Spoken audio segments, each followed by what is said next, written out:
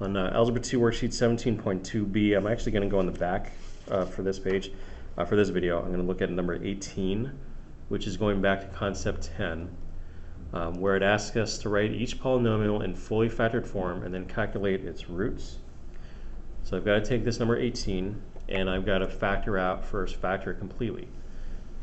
The one thing we should notice right off the bat is that in number 18, both terms have an x. So I can start factoring by taking that x out, which means it'll become x squared minus 9 inside.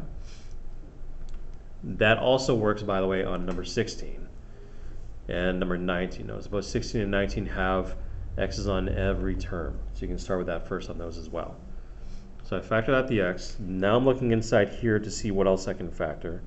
This is now difference of two squares because I can take the square root of both the x squared and the 9.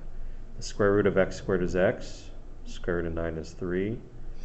Since it's a difference, plus minus, there's x plus 3, x minus 3.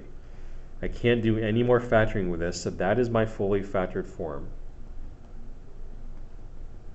And I should put y equals that.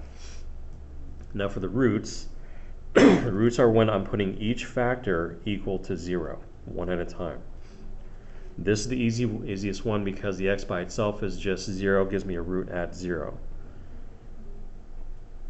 Okay, remember that this is when y equals 0. So the one root would be at the origin 0, 0. This gives me x plus 3 equals 0, which would result in negative 3. So I'd have negative 3 and 0.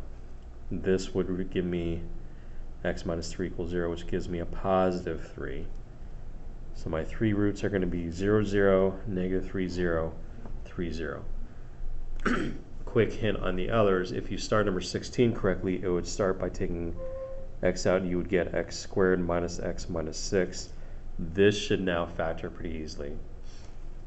And on number 19, instead of taking an x out, you would actually take out x squared. Always go with the smallest exponent.